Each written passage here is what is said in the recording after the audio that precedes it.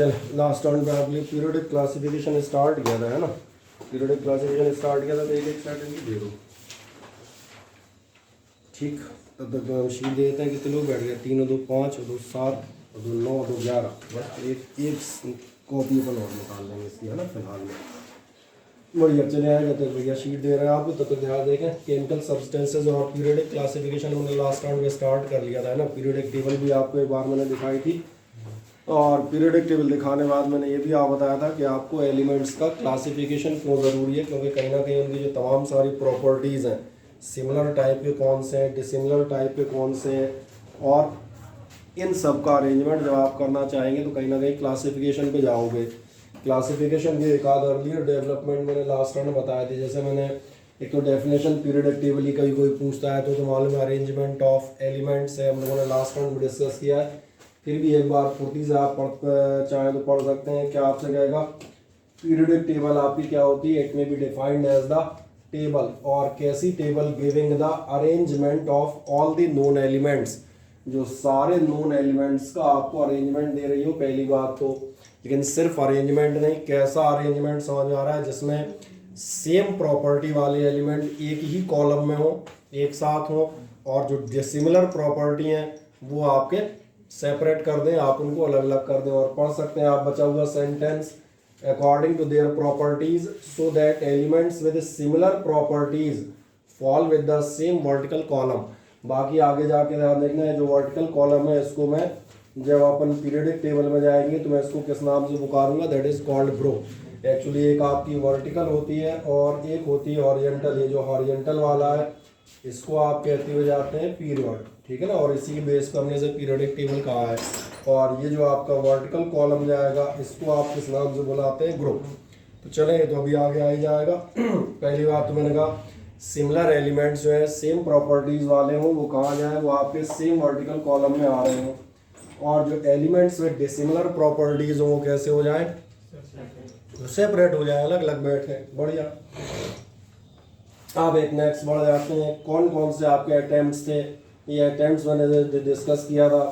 Compound, जैसे आपने एक चैप्टर पढ़ा हुआ है अपने 10th में, एसिड बेस सॉल्ट, तमाम सारे जो कंपाउंड्स आपके पास हैं, हम कहते हैं HCl है, NaOH है, और मैंने कहा NaCl है। 3 अलग अलग कंपाउंड है, और आपको मालूम है केमिकल बिहेवियर और नेचर के बेसिस पे आप इन्हें 3 अलग अलग पार्ट में डिवाइड कर सकते हैं। आप बता सकते हैं HCl इज एन एसिड, और सिमिलर भी मिल जाएंगे, nitric acid, sulphuric acid, phosphoric acid. आप बता सकते हैं NaOH इज अ बेस। फिर आपको अदर मिल जाएंगे, पोटेशियम हाइड्रोक्साइड, कैल्शियम हाइड्रोक्साइड, सही बोल रहा हूँ। NaCl आप डालते हैं in the category of the salts, फिर उनकी सिमिलर प्रॉपर्टीज वाले आपको सॉल्ट्स मिल जाते हैं। इसी टाइप से मैंने कहा एलिमेंट्स में जब डिवीजन हुआ तो पहला डिवीजन शुरुआती जो आप देखेंगे सस्ता डिवीजन जिसे अपन कह सकते हैं वो क्या था, सिंपल मेटल नॉन मेटल में डिवाइड कर दो। जैसे आपने ध्यान दिया होगा अपने बचपन में गुड कंडक्टर और बैड कंडक्टर डिवाइड करते थे, समझ आ रहा है, ये क्लासिफिकेशन ही तो है। तो क्या होगा, अमंग द अर्लियर क्लासिफिकेशन लेवजियर का नाम आता है। ये क्या करता हुआ जाता है, classified the elements and metal and non metals. बाद में आप देखेंगे जॉन डाल्टन के साथ क्या हुआ। जॉन डाल्टन आपको याद होगा एटॉमिक थ्योरी आपकी आती थी, एटॉमिक मास और ये सब उसने कैलकुलेट किए। अब जब एटॉमिक मास कैलकुलेट हुए उससे ध्यान देखना, उससे हमें जो है एक इम्पॉर्टेंट बेस मिली ताकि हम क्लासिफिकेशन ऑफ एलिमेंट्स कर सकें। यानी कहीं ना कहीं उनको हमें ये समझ में आया कि मासेस में मैथमेटिकल रिलेशन भी होगा, उनको मैथमेटिकली आप क्लासीफाई कर सकते हैं। डॉवेनियर्स ट्राइड आपका पहला आता है, आपको ध्यान होगा ट्राइड हमने लास्ट राउंड में डिस्कस किया था। ट्राइड में मैंने क्या कहा था, 3 एलिमेंट के उसने ग्रुप बनाए थे। ट्राइड मतलब द ग्रुप ऑफ 3। कैसे एलिमेंट बनाए थे, सिमिलर प्रॉपर्टीज उन तीनों की, और सबसे खास बात मैथमेटिकल रिलेशन क्या है कि जो मिडिल एलिमेंट है उसका मास कितना होना चाहिए, दोनों साइड वालों का एरिथमेटिक मीन, या सिंपल भाषा में कहा जाए एवरेज। क्या है, क्लियर है। ये यहाँ बताएगा जर्मन केमिस्ट का ये अरेंजमेंट दिया था, arrangement elements with similar properties in the group of 3, जो आपके क्या कहलाते थे, ट्राइड्स। ये ध्यान है। और आगे बढ़ते हैं, जब ट्राइड्स आपने बनाए, जैसे एक सिंपल सा ट्राइड हम लेते हैं लिथियम सोडियम पोटेशियम का, क्या खास बात होगी जो आपसे कह रहा था, mass of the central element, जो बीच वाला एलिमेंट है उसका मास क्या होना चाहिए, वो मास होना चाहिए arithmetic mean of masses of the other 2, दोनों दाएं बाएं ऊपर नीचे वालों का अरिथमेटिक मीन होना चाहिए, सही है।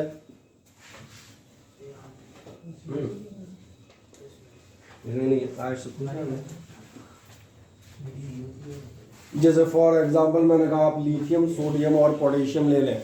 अगर आप लिथियम सोडियम पोटेशियम लेंगे तो चलो आज के हिसाब से बात कर देता हूँ।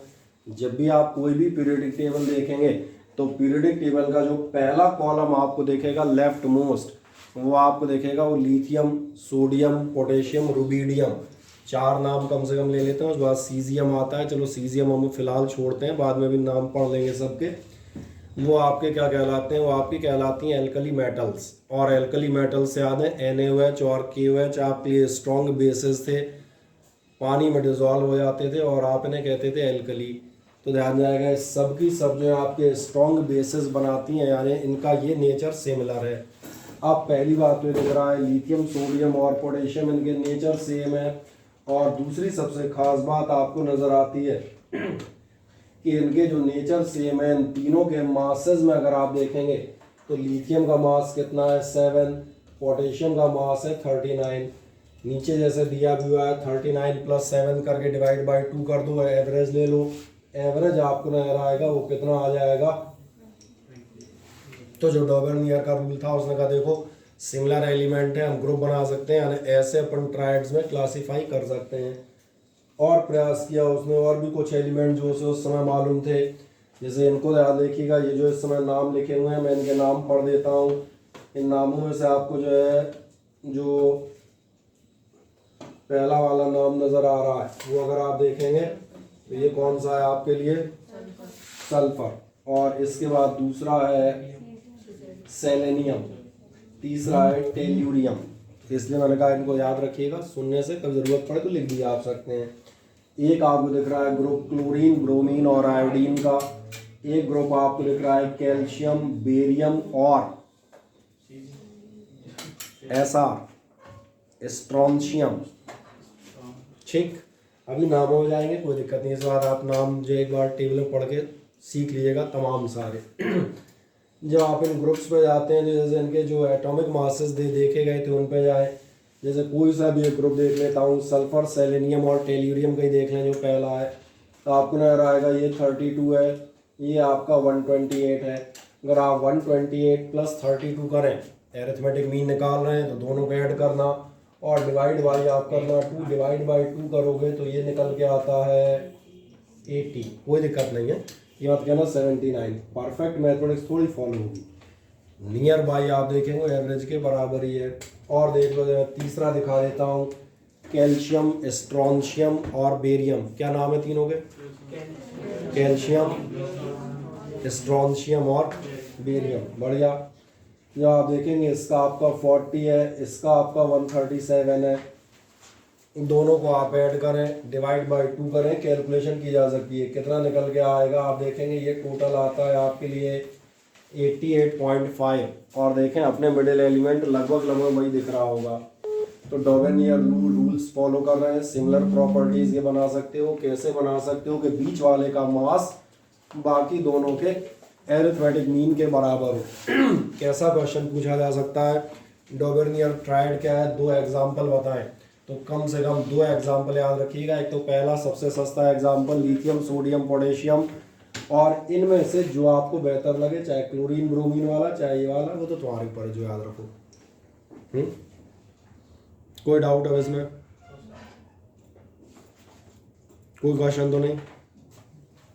चल अब इसके बाद जाते हैं, ध्यान से देखें, इसमें कुछ लिमिटेशंस भी थी। लिमिटेशंस कैसे दी जाए देखना, atomic masses of the 3 elements और सम ट्राइड्स आर ऑलमोस्ट सेम। जैसे आयरन कोबाल्ट निकेल, आप ये तीनों का एक ट्राइड बनाते हैं क्योंकि इनकी प्रॉपर्टी सेम है। एक मजेदार बात आती है, इनके एटॉमिक मास भी लगभग सेम ही निकलते हैं, यानी जो आपका रूल था वो कहीं ना कहीं, यानी रूल ये समझ में आता है प्रॉपर नहीं है, मतलब कुछ कमी रह गई है। या एक आज जैसे देखें, इट वॉज रेस्ट्रिक्टेड टू, यानी सारे एलिमेंट्स में जैसे ट्राइड ढूंढना आपको मुश्किल पड़ गया। मतलब क्लासिफिकेशन का प्रयास तो हुआ पर ये समझ में आया कि मज़ेदार नहीं है, हम सबको क्लासीफाई इस टाइप से नहीं कर पाएंगे। कोई बात नहीं। दूसरा रूल देखें, इसके बाद अपना अपना अगला कौन सा है, अगला अपना आता है Newlands law of Octave. Octave का मतलब मालूम है, ऑक्टेव का मतलब होता है आठवां। मेरी बात समझ में आ रही है? इसने किस बेसिस बनाया था? तुमने संगीत के सुरों का नाम सुना है कभी? कितने सुर होते हैं? 7। कौन कौन से?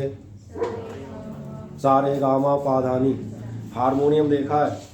हारमोनियम ध्यान जाएगा, बहुत सारी कीज होती हैं और अगर आप कहोगे किसी से सारे गामा निकालो तो एक साइड से स्टार्ट करेगा सारे गामा पाधानी, बोले यहाँ से निकाल सकते हैं, बीच से भी निकाल सकते हैं, फिर दोबारा सा, यानी समझ में आ रहा है? 7वें के बाद जो 8वीं की होगी that will again repeated to same सा। इसका मतलब समझ में आ रहा होगा कहीं ना कहीं आपको। उसी ने इसी ने उस बेसिस पे माना कि अगर हम एटॉमिक मासेस के बेस पे अरेंज करें तो 8वें एलिमेंट की प्रॉपर्टी कहीं ना कहीं मैच करती हैं अगर हम इस टाइप से अरेंज करते हैं तो देखिए ध्यान से क्या मान के चलता है। English chemist John Newland proposed a new system of grouping elements. उसने ग्रुप बनाने का एक नया सिस्टम बताया। क्या बताया? He tried to correlate the properties of elements with their atomic mass. उसने ये ट्राई किया, कोशिश की क्या बताने की कि जो आपकी प्रॉपर्टीज होती हैं वो काहे से रिलेट करती हैं? एटॉमिक मास पे डिपेंड करती हैं। और सही भी है कि atomic mass proton plus neutron होता है। नॉर्मल है, जितने प्रोटॉन होंगे उतने ही बाहर इलेक्ट्रॉन होंगे और केमिकल रिएक्शंस में इलेक्ट्रॉन का ही एक्सचेंज होता है। तो उसका सोचना एक हद तक ठीक था। बाकी अपन बाद में डिस्कस करेंगे, उसमें भी कुछ कमियां थी, लेकिन अभी हम इस थ्योरी के सपोर्ट में, चूंकि अभी तो इसी को पढ़ रहे हैं, तो मैंने कहा एक हद तक उसका सोचना ठीक था कि एटॉमिक मासेस कहीं ना कहीं आपकी केमिकल प्रॉपर्टीज को इफेक्ट करते हैं। क्या किया उसने? ही अरेंज देन नोन एलिमेंट्स, जो भी उस समय एलिमेंट्स नोन थे उनको उसने क्या किया है? उनको उसने अरेंज किया। और कैसे अरेंज किया? इन the order of increasing atomic masses. जैसे एटॉमिक मास 3, फिर मान चलो 7, फिर अगला कोई हो 13, फिर अगला जो मिला 21। तो बढ़ते क्रम में आपने एटॉमिक मासेस में इनको अरेंज करना शुरू किया। और सबसे खास बात क्या मिली, ध्यान देखें। चले वो तो नॉर्मल सी बात है। He started with the element having the lowest mass. भाई शुरू किससे करोगे? जिसका सबसे कम हो। और सबसे कम वाला कौन था? हाइड्रोजन का मास किसी को मालूम है? 1। समझ में आ गया? और ये भी याद आएगा, लास्ट ईयर पढ़ते थे हाइड्रोजन के आइसोटोप भी होते हैं। हाइड्रोजन के एक्चुअली मास अगर ढंग से देखें तो 3 होते हैं। 1H1 भी होता है, 1H2 भी होता है और 1H3 भी होता है। ये जानकारी इसलिए क्योंकि अभी थोड़ी देर बाद एक जगह काम में भी आएगी। और इनके नाम याद थे। इनमें से पहला आपके लिए कहलाता था प्रोटियम, दूसरा आपको आप बिल्कुल सही है, ये कहलाता था ड्यूटीरियम, और तीसरा कहलाता था ट्रिटियम। अब याद आ गए। और सिंबॉलिक में याद दिला देता हूँ, ये थे 1H1, 1H2 और 1H3। ये हमने पढ़ा हुआ है लास्ट ईयर, कोई समस्या तो नहीं। आए हम आगे बढ़ते हैं। क्या कहना चाह रहा है? Ended with the thorium which was the 56 element. उसमें 56 ही एलिमेंट थे। हाइड्रोजन से शुरू किया 1 से और 56 एलिमेंट थोरियम तक उसने अरेंज करने की कोशिश की। भाई जितने मालूम होंगे उतने तो अरेंज करेगा, जो मालूम ही नहीं होंगे उनको कहाँ से कर लेगा। चले, he observe that every 8th element, और सबसे खास बात दिख रही है, हर 8वां एलिमेंट। अभी याद आ गया मैं संगीत में क्या करता? सारे गामा पाधानी 7 हो गए। 8वां कौन होगा? फिर सा और सा एक के नीचे आ जाएंगे। तो उसने देखा हर 8वां एलिमेंट क्या है? Had properties similar to that of the first. जैसे अगर आप नंबर्स में लिखें तो आपको समझ में आ रहा होगा 1 2 3, वही सारे गामा पाधानी लिख रहा हूँ। ये मान चलो 5 6 7। अब 8वां कहाँ जाएगा? यहाँ जाएगा। और 8वें की प्रॉपर्टीज आप देखना कैसी होंगी? सिमिलर। देखना ऐसे सेकंड वाले की प्रॉपर्टी किसके से सिमिलर होनी चाहिए? 9वें के उसने अरेंज किया, काफ़ी सफलता उसे मिली, ये मैं पहले बताऊं। Newland suggested that when the elements are arranged in the order of increasing atomic mass. अब ये आपकी समरी हो गई। क्या उसने नियम बनाया? तुम्हें समझ में आ रहा होगा। उसने कहा जब भी आप एलिमेंट्स को किस क्रम में अरेंज करते हैं? इन the order of increasing atomic मास। अगर आप इंक्रीजिंग एटॉमिक मास के ऑर्डर में उन्हें अरेंज करते हुए जाते हैं, the properties of every 8th element are a replication of that of the first. हर 8वां एलिमेंट क्या होगा? पहले वाले का रिप्लिकेट करेगा, उसी उन्हीं प्रॉपर्टीज को बार बार दिखाता हुआ जाएगा। कौन था? अब आप नेक्स्ट जाएंगे, नेक्स्ट है Newland called this relation as a law of octave. अब लॉ ऑफ ऑक्टेव का मतलब समझ में आ गया है, हिंदी में कहोगे अष्टक। अष्टक तो सुना है, अष्टमी नहीं, अष्टमी नहीं सुनी किसी ने? अरे यार घर में मम्मी यार सप्तमी अष्टमी नवमी हमेशा मनाती है। बस मैंने कहा due to the similarity with the musical scale. और यहाँ देखेंगे इसने क्या कहा, ये किसके सिमिलर है, ये आपका है सिमिलर टू म्यूजिकल स्केल है। क्या कोई समस्या आती है? हाँ या ना बताएं। जनरली नहीं, ठीक। अब एक नेक्स्ट चीज आते हैं और नेक्स्ट आप बढ़ेंगे इसके बाद। चलो आज तो तमाम सारे पार्टिसिपेंट क्या बात है तो उसमें ही बैठे हुए, इनके नाम लिख दे रहे जरा, है ना। चलो इतना तो क्लियर हो गया। अब एक नेक्स्ट बढ़ते हैं इसके बाद, Newland arrangement of elements of octave. ये रहा आपके सामने, कैसे ऑक्टेव बनाए थे। सबसे पहला देखें, कहीं एक से स्टार्ट कर लेता हूँ, जैसे ये वो लिखे हैं सारे गामा पाधानी। और अगर इन्हीं को आप हम कहते हैं इंग्लिश या वेस्टर्न म्यूजिक स्केल देखेंगे तो ये कहलाते हैं डो रे मी फा सो ला टी। और कोई दिक्कत नहीं, आप सारे गामा पढ़ते हैं, वो क्या पढ़ रहे होते हैं, फा सो ला टी। अगला फिर क्या आएगा, फिर वहीं पहुंच जाओगे डो यानी कि सारे गामा पाधानी साफे। अब जरा चेक करो, सबसे पहले एलिमेंट दिखाता हूँ। सबसे पहले एलिमेंट जैसे ही आप रखेंगे, उसने कौन सा लिया, हाइड्रोजन। उससे बड़ा लिया लिथियम, उससे बड़ा लिया, उससे बड़ा लिया, उससे बड़ा, उससे बड़ा, अरेंज करता गया। ठीक है, इससे बड़ा कितने अरेंज किए, 7 रखे। 8वां कहाँ रखें, 8वां रखा उसने फ्लोरीन। फिर अरेंज करता गया, फिर 8वां उसने कहाँ रखा, क्लोरीन। फिर करता गया, अगला आया, फिर और करता गया, फिर अगला आया। अब ध्यान से देखना, इसमें आपको नजर आएगा कुछ जगह तो ये बढ़िया है, जो मैं आपसे कहता कुछ जगह आपकी स्केल बहुत बढ़िया काम करेगा ये रूल, और कुछ जगह ये रूल फेल भी हो जाएगा। जैसे मैं एक सिंपल सी बात बताता हूँ, आप यहाँ पे देखें बोरॉन और एल्यूमिनियम। बोरॉन और एल्यूमिनियम दोनों आपको नजर आएंगी, दोनों मेटल्स होती हैं। अगर आज की डेट में हम बात करें तो इनके एटॉमिक नंबर आपको देखेंगे, एल्यूमिनियम का याद होगा 13 होता है और उसका होता है 5। यानी इनके एटॉमिक कॉन्फ़िगरेशन देखोगे तो ये होता है 2-3 और ये होता है 2-8-3। हम आज की डेट से बात कर रहे हैं, ठीक है ना, उस समय उसे ये नहीं मालूम था। यानी ध्यान देखोगे दोनों की वैलेंसी कितनी है, 3। यानी दोनों ट्राईवैलेंट मेटल हैं, बढ़िया, एक के नीचे एक आई है, ये अच्छी चीज़ है।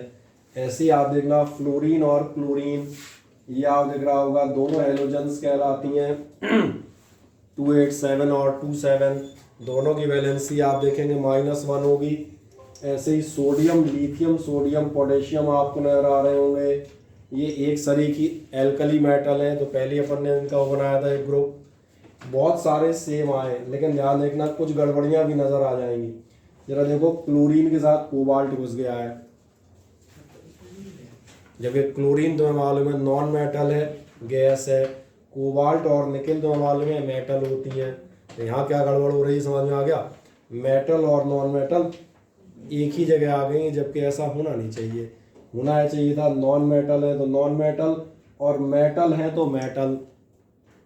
क्लियर हुआ ये? तो ये जो हमने कहा छोटी छोटी एक आध प्रॉब्लम्स थी, इनसे ये, लेकिन लगभग ध्यान देखें, इसने एक बहुत बड़ा डायरेक्शन सेटअप कर दिया।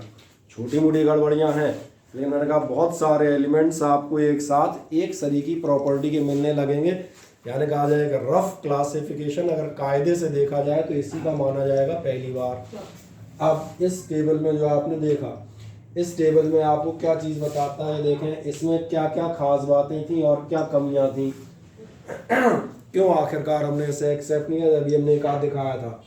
The law of octaves was found to applicable only up to calcium। और अगर आपको लास्ट ईयर याद हो, कैल्शियम याद है, बिल्कुल सही कह रहे हैं, कैल्शियम आपका 20वां एलिमेंट है। यही होता है कैल्शियम 20-40। यानी अगर मोटे तौर पे कहा जाए रफ लैंग्वेज में, तो ये जो आपका न्यूलैंड ऑक्टेव रूल है, ये शुरू के 15-20 एलिमेंट में ही प्रॉपरली काम करता है।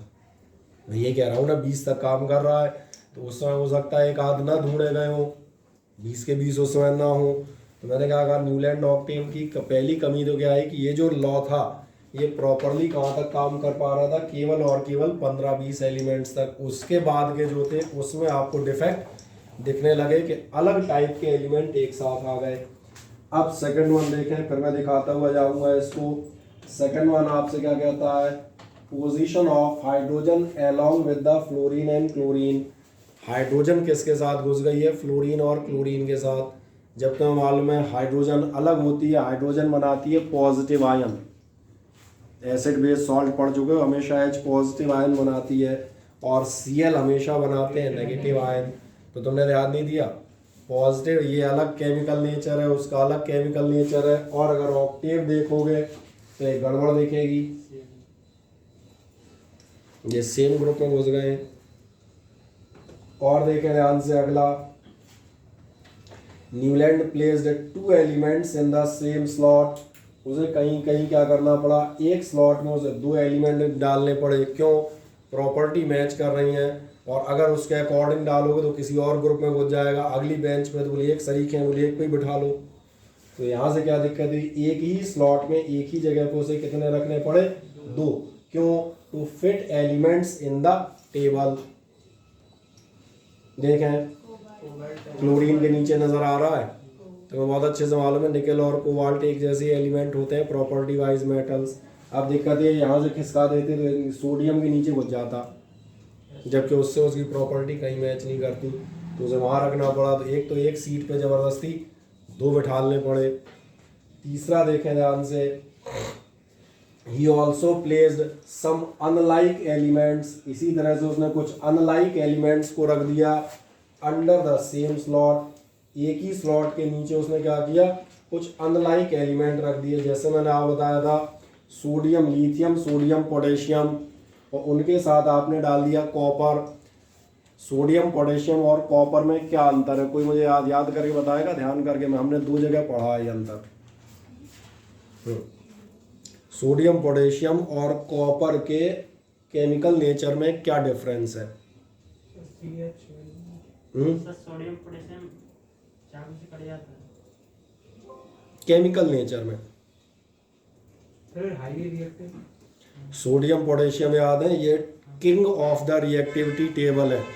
मैं याद दिलाता हूँ, आप पढ़ते थे रिएक्शन विद एसिड्स, और रिएक्शन विद एसिड्स को ज़रा याद करो। उसमें आप लिखते थे पोटेशियम और सोडियम डालोगे, रिएक्शन लिखी जाती थी विगरस, भयानक। आयरन और जिंक डालते थे तो बताते थे लेस विगरस, स्लो। और याद करो कॉपर अगर एसिड के साथ डालोगे तो कॉपर कहता था नो रिएक्शन। और मैं याद दिलाता हूँ ऐसा इसलिए होता था क्योंकि अब आपको तुरंत याद आना चाहिए कि जब आप पढ़ रहे थे तो आपने पढ़ी थी एक रिएक्टिविटी टेबल, और रिएक्टिविटी टेबल की शुरुआत यहाँ से होती थी।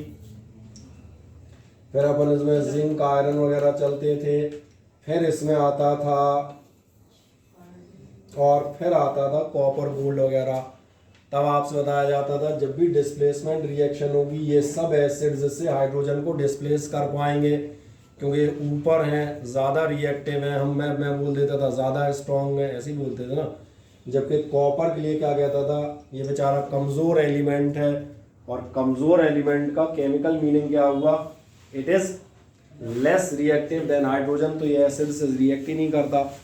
कैसा ध्यान जाता है, आपके जो है केमिकल नेचर में बहुत ज़्यादा अंतर आ जाता है यहाँ पर। और आपने क्या किया है, आपने ज़रा देखें, आपने कहा king of the reactivity series के साथ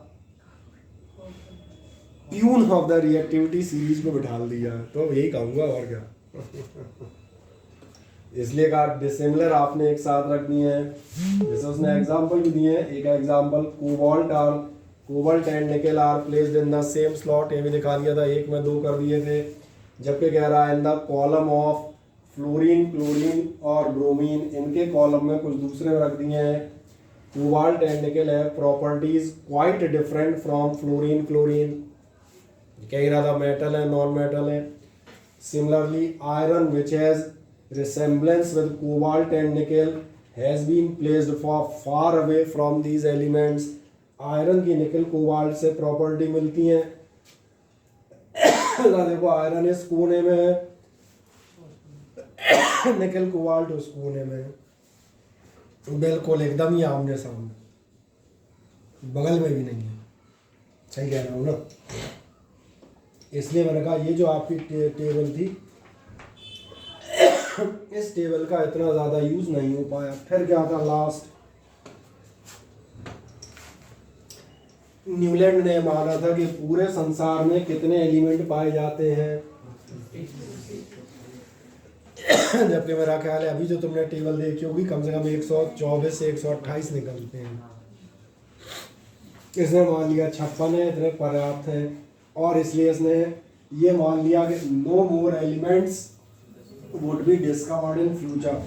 अब भविष्य में आपका कोई भी एलिमेंट खोजा जाना नहीं है, बोले जितना खोजना था सब हमने और हमारे मित्रों ने खोज लिया।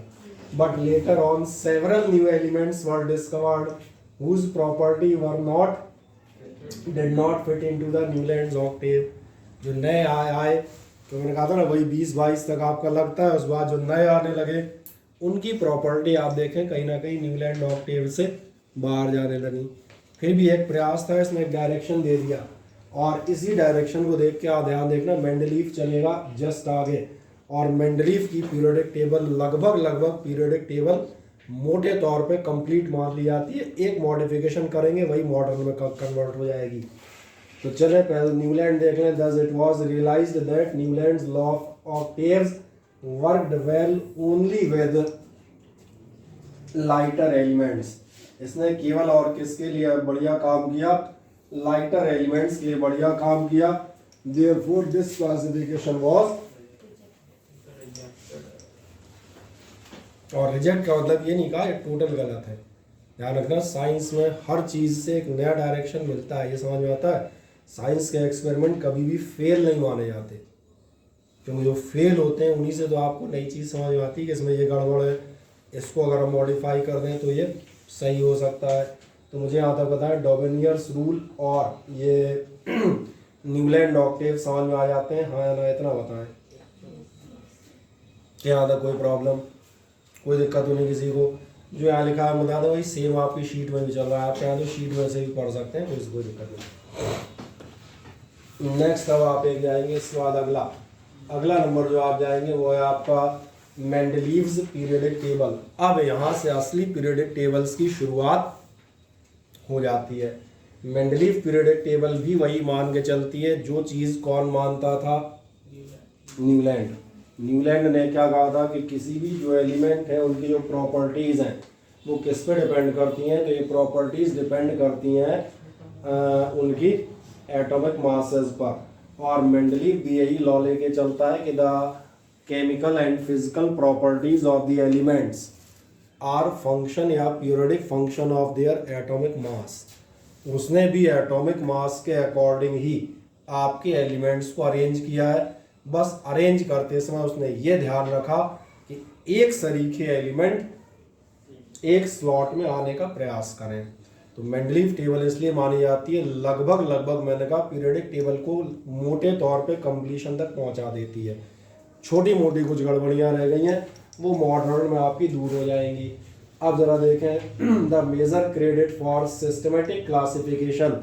मेजर क्रेडिट समझ में आ रहा होगा, जो इम्पॉर्टेंट हम कहते हैं श्रेय दिया जाता है वो किसको दिया जाता है, सिस्टमेटिक क्लासिफिकेशन के लिए of element goes to Mendeleev. ये आपका श्रेय जाता है मेंडलीव को। और जब मेंडलीव को शो है ये जाता है तो क्यों जाता है, जो करता है इसकी टेबल लगभग कंप्लीट थी। He has been trying to group the elements on the basis of some fundamental property। वो क्या ट्राई कर रहा था कि हम जो आपके एलिमेंट्स हैं इनको ग्रुप कर पाए किसी फंडामेंटल प्रॉपर्टी पे। और फंडामेंटल प्रॉपर्टी की बात करोगे तो उसमें सबसे फंडामेंटल जो प्रॉपर्टी मालूम थी वो मालूम थी एटॉमिक मास, क्योंकि इसी से पता चलता था प्रोटॉन कितने हैं, न्यूट्रॉन कितने हैं या इलेक्ट्रॉन कितने हैं एटसेट्रा। इसलिए मैंने कहा When Mendeleev started his work, जब मेंडलीफ ने अपना काम स्टार्ट किया तो क्या कहता है, ओनली 63 एलिमेंट्स वर नोन। कितने एलिमेंट्स उस समय आपको मालूम थे, 63 एलिमेंट उस समय आपकी जानकारी में थे। He examined the relationship between atomic masses of the elements and their physical and chemical properties। उसने क्या एग्जामिन किया, किस बात पे रिसर्च की कि क्या एटॉमिक मास में और फिजिकल केमिकल प्रॉपर्टीज़ में कोई रिलेशन होता है। तो ऑफ कोर्स उसे समझ में आया हाँ होता है। एटॉमिक मासेस के बेसिस पे भी हम रफली प्रॉपर्टीज़ को डिटेक्ट कर सकते हैं कि इसका एटॉमिक मास इतना है, हल्का है, भारी है या ऐसा है, तो इसकी प्रॉपर्टीज़ ये होने की संभावना है। क्या इतना समझ में आई आपको मेरी बात? अब नीचे जाए क्या हुआ ये हमें आते नेक्स्ट बढ़ते हैं। Among chemical properties Mendeleev concentrated mainly on the compound formed by elements with oxygen and hydrogen. अब इसके लिए मेंडलीफ ने किस पे फोकस किया कि कोई सा भी जो एलिमेंट है वो हाइड्रोजन और ऑक्सीजन के साथ कैसे कंपाउंड बनाता है, क्या बनाता है।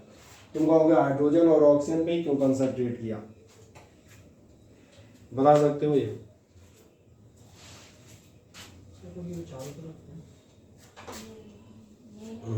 क्योंकि ध्यान देखना मैक्सिमम कंपाउंड पहली बात तो इनसे ही बनते हैं। ऑक्साइड्स सबसे आसानी से बनती हैं, कोई भी चीज़ एटमॉस्फेयर में छोड़ दोगे तुम्हारा ध्यान जाता है, इसका ऑक्सीडेशन होता है, चाहे आप जिसे जंग लगना कहते हैं, जिसे आप कोरोजन कहते हैं, हमेशा ऑक्साइड सबसे आसानी से बनती है।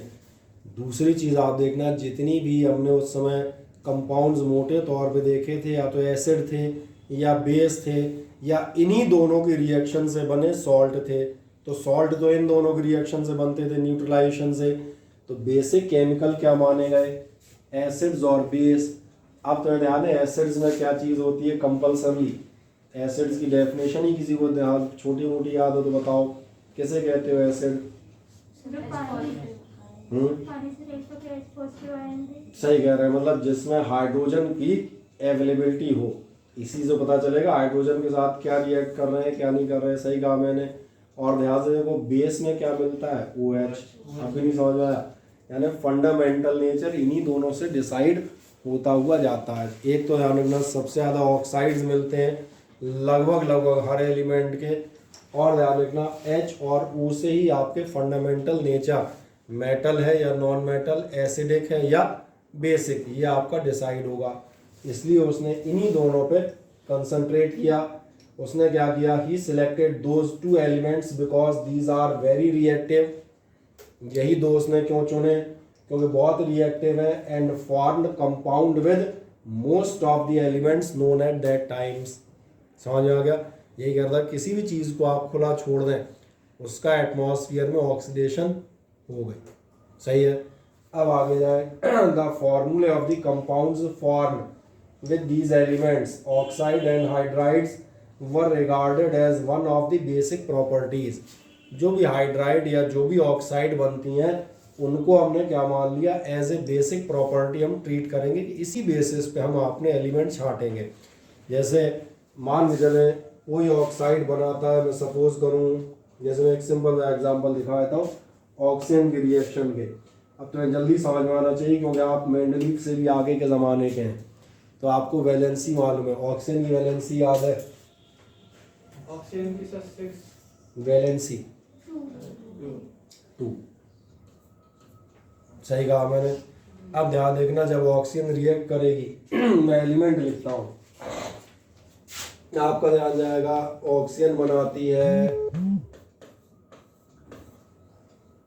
सोडियम पोटेशियम, चलो तुम्हें दो ही मालूम है, सोडियम पोटेशियम ही छोड़ दो, लिथियम रुबीडियम अभी आपने उतने नाम नहीं सुने, जो आपको जानकारी मैं उसी बेसिस पे लिख रहा हूँ। आपको मालूम है ये बनाती है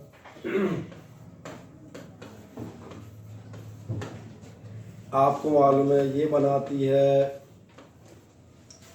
अब ध्यान जा रहा है, मतलब आपको ये समझ में आएगा ये ऐसे एलिमेंट हैं जिनके साथ ऑक्सीजन की वैलेंसी 2 है, सॉरी इनकी 1 है और उसकी 2 है। इनमें ध्यान जाएगा ऑक्सीजन के हिसाब से इनकी वैलेंसी 2 है।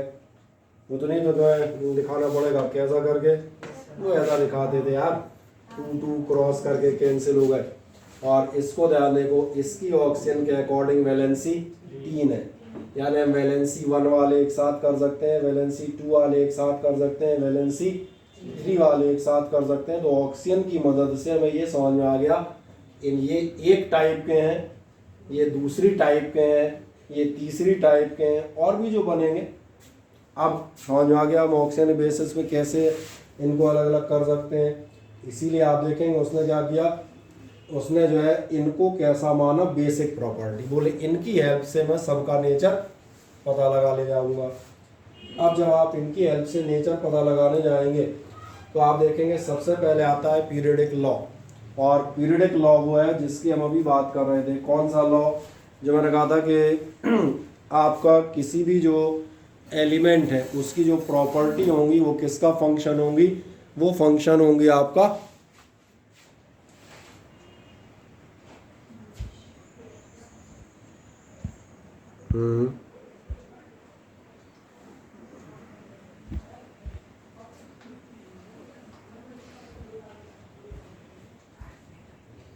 एक मिनट है ना, अरे ये चार आ ही नहीं रहा, आ गया।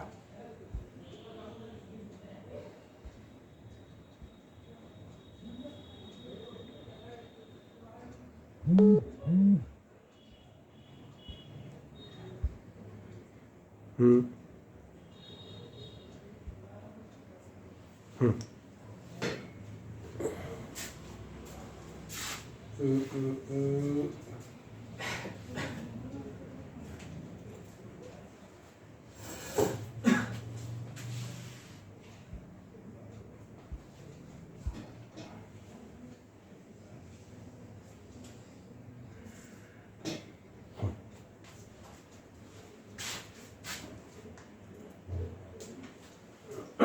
चलिए, जो हम बात कर रहे थे मैंने क्या कहेगा, ये आपसे कहता है chemical properties of the element are the periodic function of their atomic masses. जो मैंने कहा जो भी आपकी फिजिकल और केमिकल प्रॉपर्टी हैं, ये सारी फिजिकल और केमिकल प्रॉपर्टी काय पर डिपेंड करेंगी, ये डिपेंड करेंगी periodic function of their atomic masses. ये सिंपली डिपेंड करेंगी उनके एटॉमिक मासेस पे। तो क्या इतनी मेरी बात समझ में आती है? हाँ ना बताएं, कोई दिक्कत कहीं से कहीं तक? बढ़िया। This means that when the elements are arranged in the order of their increasing atomic masses, तो ध्यान होगा मैं कह रहा था न्यूलैंड के वर्क को ही इसने आगे बढ़ाया है। न्यूलैंड ने भी यही किया था, एटॉमिक मासेस के क्रम में अरेंज किए थे। बस ये कि न्यूलैंड के टाइम में उतनी ना तो एलिमेंट मालूम थे, ना मैंने कहा उसने उतनी रिसर्च की थी, तो इसलिए वो अपने काम में सक्सेसफुल नहीं हुआ। लेकिन ये ध्यान देखो, ये भी उसी लॉ को लेकर चल रहा है। क्या कह रहा है? When the elements are arranged in the order of their increasing atomic masses, the elements with similar properties, जो भी elements similar properties के हैं वो क्या होंगे? These will recur, और recur माने मालूम है repeat होना। समझ आ रहा है? ये recur होंगे। कब recur होंगे? At regular intervals। बस यहाँ पे इसने एक छोटी चीज बदल दी, रेगुलर इंटरवल पे होंगे। एक्चुअली क्या है, न्यूलैंड फिक्स हो गया था, पहला 8वां 15वां 22वां, मतलब समझ में आ रहा है? उसने इंटरवल फिक्स कर दिया था, बोले 1 8 15 22, मतलब 7 बाद ही रिपीट होंगे। इसने कहा ऐसा नहीं, रेगुलर इंटरवल पे जो भी हो, चाहे 5 का हो, चाहे 8 का हो, चाहे 10 का हो, वो अपने आप अपनी जगह पर रिपीट होना शुरू होंगे। Such orderly recurring properties in cyclic fashion, ऐसी ऑर्डरली क्रमबद्ध प्रॉपर्टीज, रेकरिंग माने समझ में आ रहा होगा जो रिपीट हो रही हो, इसमें भी है, फिर उसमें भी है, फिर उसके अगले वाले में भी है। Properties in cyclic fashion, cyclic fashion मतलब समझ में आता है, ये कोई नया फैशन नहीं है, कुछ नई स्टाइल का फैशन है, साइकिल वालों का फैशन। साइक्लिक फैशन, फैशन का एक मतलब होता है तरीका, मैनर। साइक्लिक यानी चक्र। साइक्लिक हम कहते हैं जो प्रॉपर्टीज की थी घूम के आओगे, दूसरे की भी वही मिलेंगी, अगली बार राउंड लगाओगे तीसरे की भी वही मिलेंगी, फिर राउंड लगाओगे चौथे की वही मिलेंगी। ये लैंग्वेज समझ में आता है? ये क्या कहलाती हैं? Are said to be occurring periodically. इसलिए हम यहाँ पर कहते हैं प्रॉपर्टीज कैसी हैं? पीरियोडिक। अब मैं इस वर्ड का मीनिंग क्लियर कर देता हूँ। आपसे कहा जाता है ये प्रॉपर्टीज कैसी हैं? पीरियोडिक। किसी को पीरियोडिक माने मालूम है?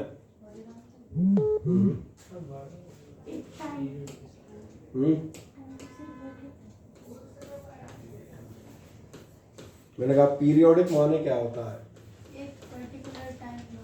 पर्टिकुलर टाइम के बाद। आपने ध्यान नहीं दिया, आपके स्कूल में पीरियड्स होते होंगे, फर्स्ट पीरियड से स्पेसिफाइड टाइम इंटरवल है, इतनी देर बाद ये होगा, इतनी देर बाद ये होगा, इसलिए प्रॉपर्टी कहलाती है पीरियोडिक प्रॉपर्टीज। और ध्यान रखना पीरियोडिक का मतलब होता है कोई भी ऐसी चीज़ जो, ध्यान देखना, जो होती है रिपीट, इसको हम कहते हैं पीरियोडिक। जैसे मैं एक सिंपल एग्जांपल बता देता हूँ फिजिक्स का। अगर मैं आपसे कहता हूँ पीरियोडिक मोशन, तो ध्यान देखना अगले साल आप पढ़ेंगे हमारे पास दो तरह के पीरियोडिक मोशन होते हैं, इनमें से एक कहलाता है सर्कुलर मोशन और दूसरा कहलाता है रोटेशनल। ठीक है ना, सर्कुलर मोशन माने तो मालूम है, जिसको हम कहते हैं रेवोल्यूशन। जैसे अर्थ मान के चले सन के चारों तरफ रिवॉल्व कर रही है। अब मैं आपसे कहता हूँ it is a periodic motion. Why it is a periodic motion? Because it repeats itself after a certain period of time. क्या आप बता सकते हैं कितने पीरियड, कितने टाइम पीरियड के बाद ये मोशन रिपीट होता है? 365 डेज लगभग मान लो, कोई दिक्कत नहीं है। अपने कौन सा लीप ईयर मनाना है, तो 365 दिन मान सकते हैं सुविधा के लिए, ठीक है। ऐसे ध्यान देखना रोटेशन, रोटेशन समझ में आ रहा है, अर्थ रोटेट्स अबाउट इट्स एक्सिस, और तुम्हारा ध्यान जाएगा ये भी पीरियोडिक मोशन है क्योंकि ये क्या होती है, रिपीट करती है। और इसका पीरियड इंटरवल कितना है? 24 आवर्स या 1 डे कह सकते हो। करेक्ट 24 आवर्स नहीं, करेक्ट नहीं है। करेक्ट तो फिर रोज का थोड़ी बताओगे। ध्यान दिया, जैसे अपन ने 365 डेज का, वो भी करेक्ट नहीं है ना, तो ऐसा बनाना पड़ेगा 365 डेज, इतने आवर्स, इतने सेकंड, इतने मिली सेकंड, राउंड अप में अपन करते हैं। अब ये समझ में आता है कि ये जो ऑर्डरली आपकी प्रॉपर्टीज रहकर हो रही हैं, बराबर रिपीट हो रही हैं, ये क्या कहलाती हैं? ये कहलाती हैं पीरियोडिकली आ रही हैं। पीरियोडिकली माने एक, मान चलो 8 एलिमेंट फिर आएंगी, फिर 8 एलिमेंट फिर आएंगी, तो इसको मैंने कहा ये पीरियोडिकली रिपीट होंगी। This is responsible for the name, और इसीलिए आपने नाम क्या रखा? आपने रखा नाम पीरियोडिक लॉ, या इसको हम कहते हैं पीरियोडिक टेबल। और पीरियोडिक टेबल जो है हमने कहा वही क्यों कहते हैं, क्योंकि एक सर्टेन इंटरवल ऑफ टाइम के बाद ये आपकी कहानी रिपीट होगी। क्या ये क्लियर हो जाता है? जैसे अब एक नेक्स्ट जाते हैं, इसके बाद ये आपसे कहता है merits of Mendeleev's periodic table. मुझे लग रहा है इसमें मेंडलीव्स पीरियोडिक टेबल अपने पास नहीं है ना, कोई बात नहीं, अपन जो है मेंडलीव्स पीरियोडिक टेबल ढूंढ लेते हैं कहीं ना कहीं।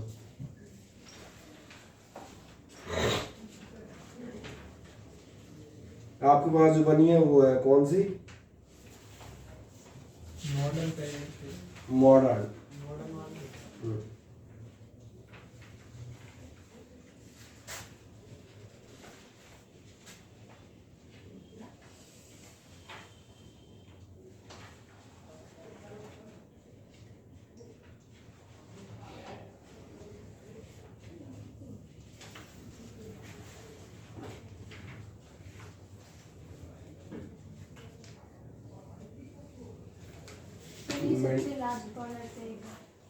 ये छोटी वाली, मुझे ऐसी सोच रहा हूँ जो अच्छी दिखे। ये तो सब मॉडर्न, ये है ना, पहली भी दी है, ये रंग बिरंगी मिल जाएगी, बस ये बढ़िया है। ये थी, दिख जाएगी मेरा ख्याल है मजे से। हाँ ना, इतनी बनी रहने दिख रही है।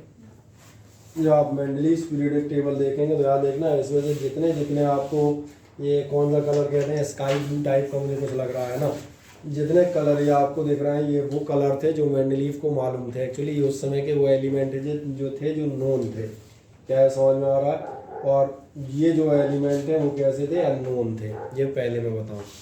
अब ध्यान से देखें इस मेंडलीव पीरियोडिक टेबल को, आप देखिए मेंडलीव ने क्या किया था, ध्यान से देखो, उसने वही न्यूलैंड्स लॉ अप्लाई किया रफली। मैंने कहा था ना, न्यूलैंड ने नींव बना दी थी। न्यूलैंड में मैंने कहा था फेल नहीं था, न्यूलैंड का काम सक्सेस नहीं हुआ, हम भी मानते हैं, लेकिन न्यूलैंड को टोटल फेल्योर आप नहीं कह सकते क्योंकि एक डायरेक्शन प्रोवाइड कर गया। ध्यान देखो इसने कितने कॉलम बनाए, कितने ग्रुप बनाए? 8।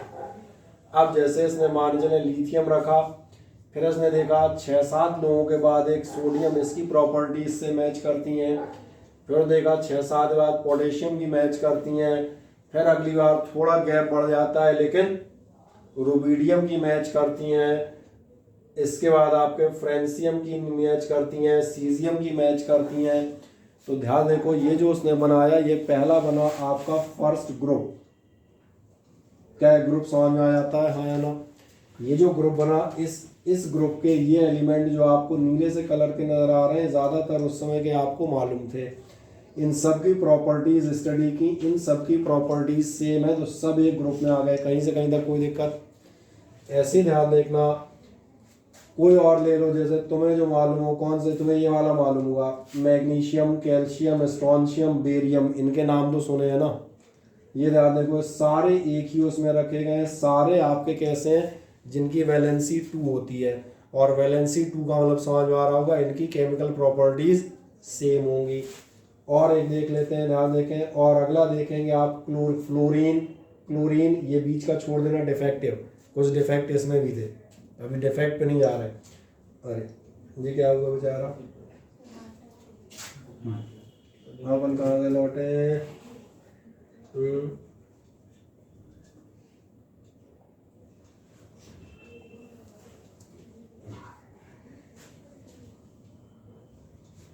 चल, जो मैंने कहा अगला आप देखेंगे तो आपको समझ में आएगा, ये जो इसने रखा है।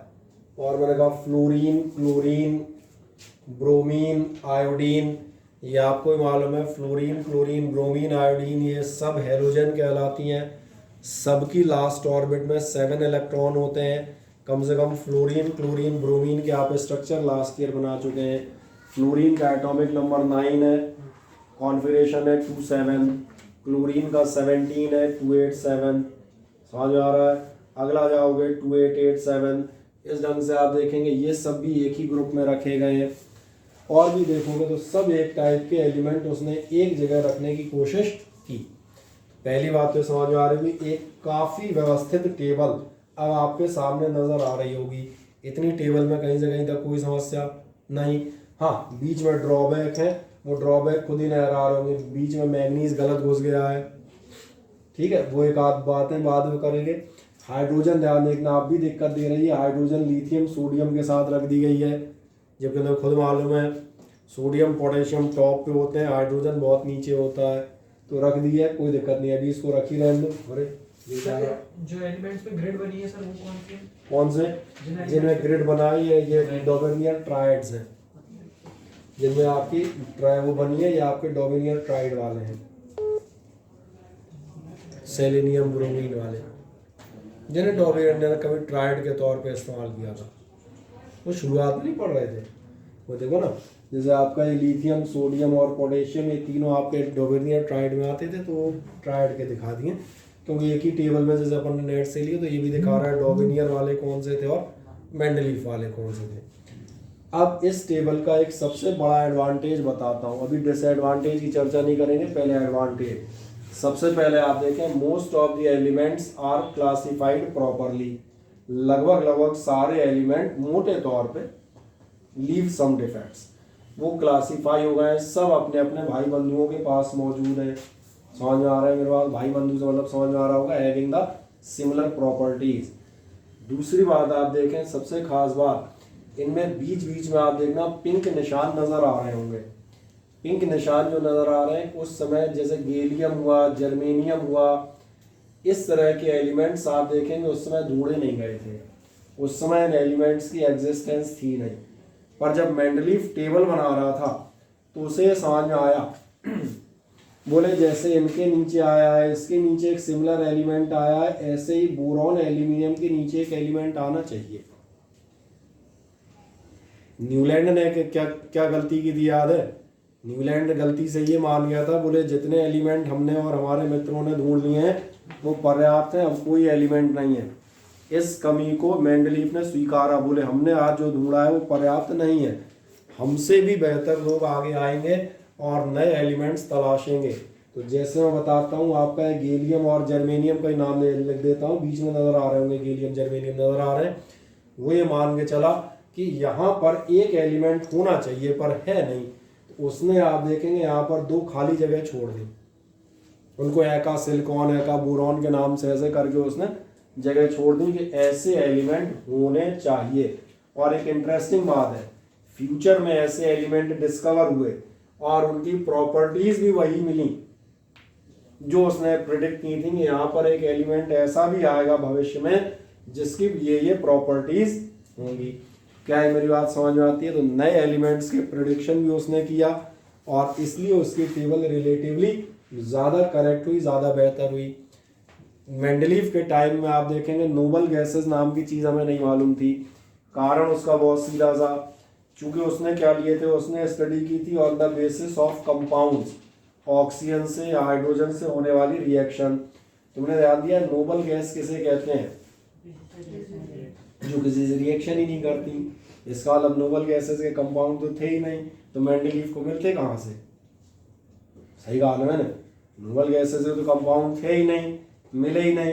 ऊपर से आपको याद होगा नोबल गैसेस होती हैं रेयर जैसे अगर आपने एटमॉस्फेयर में ज्योग्राफी वाला 5वीं क्लास का भी याद करें तो बताता है 78-79% नाइट्रोजन होती है, 20-21% आपकी ऑक्सीजन होती है और बताता है 0.1 और 0.01% अदर गैसेज होती हैं। और अदर में तो दुनिया भर की आ जाती हैं। तो तुम्हें समझ में आता है ये जो नोबल गैसेज हैं ये इतनी कम और इतनी लाइट होती हैं कि एटमॉस्फेयर के अपर सरफेसेस पे मिलती हैं। तो एक्चुअली में उस समय तो हमारे पास थी ही नहीं, नेचर में एग्जिस्ट करती नहीं, पर हमें हमारे पास होने का सवाल ही नहीं था।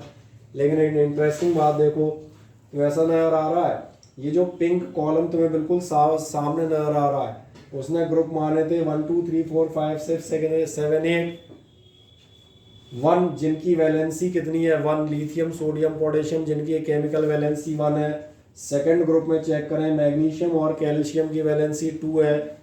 आपको थर्ड ग्रुप दिख जाएगा, आपको मालूम है बोरॉन एल्यूमिनियम की वैलेंसी 3 है। आपको याद आ जाएगा फॉस्फोरस नाइट्रोजन इनकी वैलेंसी 5 है, इनकी लास्ट ऑर्बिट में 5 इलेक्ट्रॉन होते हैं। सही बोल रहा हूँ ना? छठवां ग्रुप जरा देखें सल्फर ऑक्सीजन, सल्फर या ऑक्सीजन किसी का भी नंबर याद हो, याद करो लास्ट ऑर्बिट में कितने इलेक्ट्रॉन होते हैं? 6। ऑक्सीजन का तो होता ही है 8 2 6। समझ में आ गया? सल्फर होता है 16 का मतलब 2 8 6। इसमें दो दिखा रहा हूँ, जो मालूम है वही। सातवें में कौन है? फ्लोरीन 2 7 2 8 7, सब क्रम से है ना। उनकी लास्ट ऑर्बिट में आप देखेंगे वैलेंसी होती ही नहीं है, वैलेंसी 0 होती है। लेकिन मजेदार बात देखो, इस ग्रुप ने पूरी टेबल को कहीं डिस्टर्ब नहीं किया। आपके पास 1 वैलेंसी वाला ग्रुप था तो बोले 0 वाला कहाँ रखें, बोले उसके फ्रंट पे रख दो। तो ये इस टेबल की सफलता थी कि नए एलिमेंट भी डिस्कवर हुए, वो भी प्रॉपर टेबल में एडजस्ट हो गए। इसका मतलब है टेबल काफी हद तक सफल रही। अब इस टेबल की हम प्रॉपर्टीज यहाँ से पढ़ लेते हैं, जहाँ जरूरत पड़े मुझे बताना, तो मैं फिर से इसको खोल दूंगा, ठीक है ना। सबसे पहले पढ़ते हैं merits of Mendeleev periodic table क्या है। Mendeleev periodic table was one of the greatest achievements. समझ में आ रहा है? क्योंकि नए एलिमेंट्स की भविष्यवाणी, पुरानों को उनकी वैलेंसी और केमिकल नेचर के अकॉर्डिंग एग्जैक्ट जमा कर पाना, ये बहुत बड़ा काम था। क्या है? In the development of chemistry some of the important contributions. कौन कौन से इम्पॉर्टेंट कंट्रीब्यूशन है? पहला देखें सिस्टमेटिक स्टडी ऑफ एलिमेंट्स।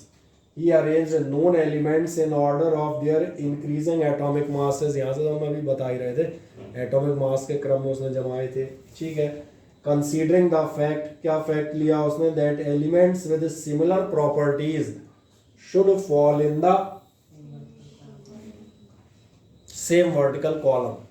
क्या ध्यान आ गया? ये दिखा रहा था लिथियम सोडियम पोटेशियम एक ही कॉलम में, फ्लोरीन क्लोरीन ब्रोमीन एक ही कॉलम में।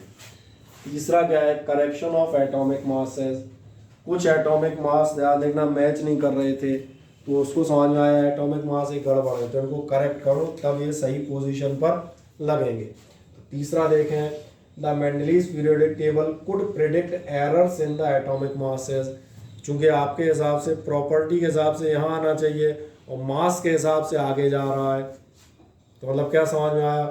बोले यार मास हम जो निकाले बैठे हैं शायद उसमें कुछ एरर है, एक्चुअली इसका मास कुछ कम होना चाहिए। इसलिए उसने प्रेडिक्ट किया atomic masses of certain elements. जैसे कि एग्जांपल देखें atomic mass of beryllium was corrected from 13.5 to 0 to 9। जो आपका एटॉमिक मास बेरिलियम का था उस समय हम मान के चलते थे कितना है, उस समय लोगों ने माना था ये है 13.5, और उसने बताया ये एक्चुअली में कितना होना चाहिए, ये होना चाहिए 9। ये करेक्शन भी हुए, करेक्शन किस बेसिस पे किए गए, डेफिनेटली प्रॉपर्टीज़ के बेसिस पे। और क्या कह रहा है, with the help of this table atomic masses of indium, gold, platinum etcetera were corrected. तो क्या पहली मेरिट, ये तो चलो ठीक थी सिस्टमेटिक स्टडी, ये तो नॉर्मल वैसे ही समझ में आ रही होगी।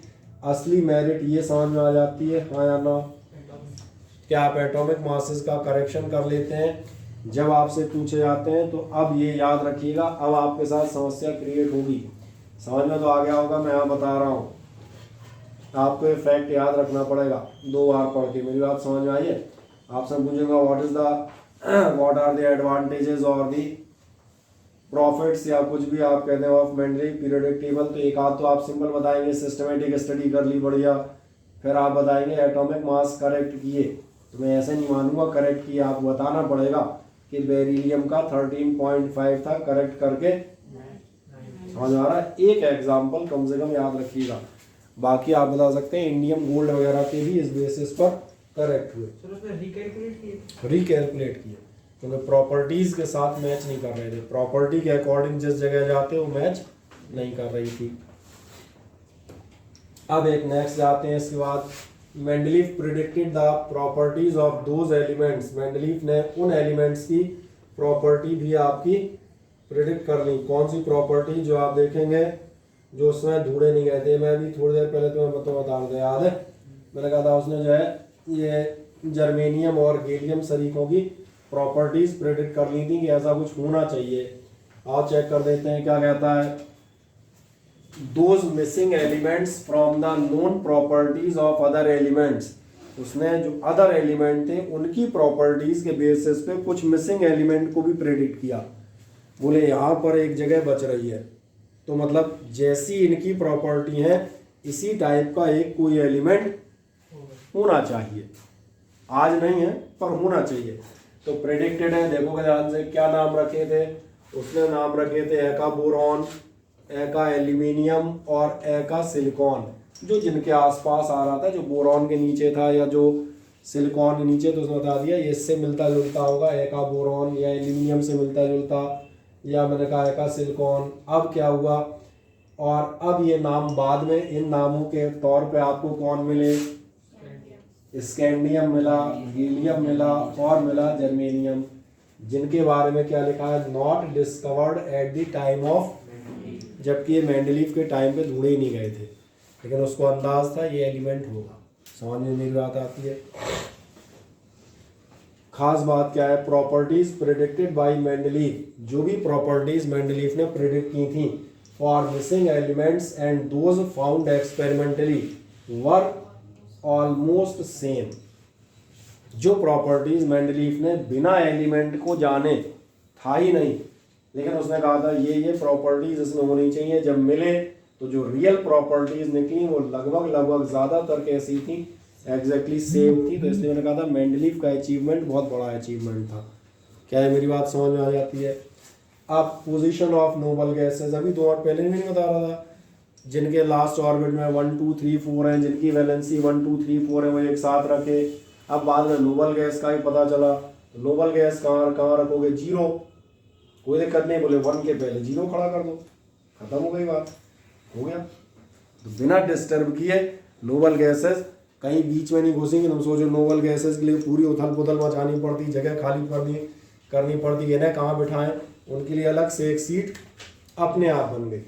और देखें ध्यान से क्या कह रहा है, noble gases like helium, neon, argon were mentioned in many studies.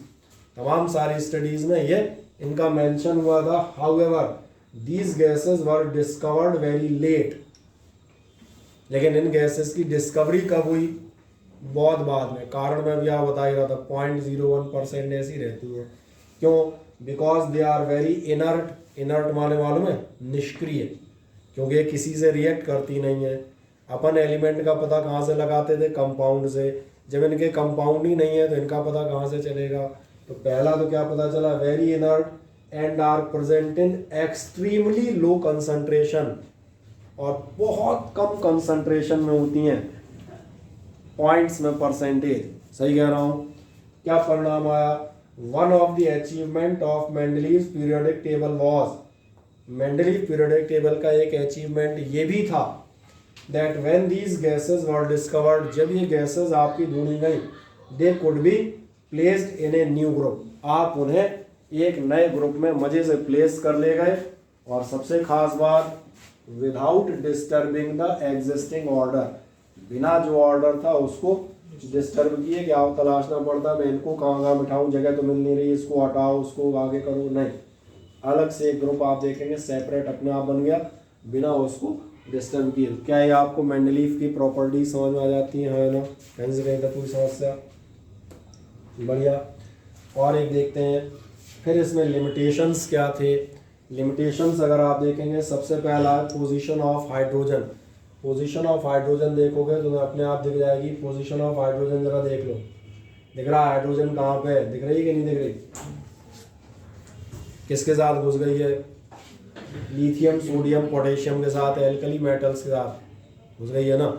चलो देखते हैं, पहला डिसएडवांटेज अपन देखते हैं मेंडलीव का, ये रहा। पहला क्या है? Position of hydrogen in the periodic table is uncertain, it has been placed in 1a group with alkali metals, but certain properties of hydrogen resemble those of halogens।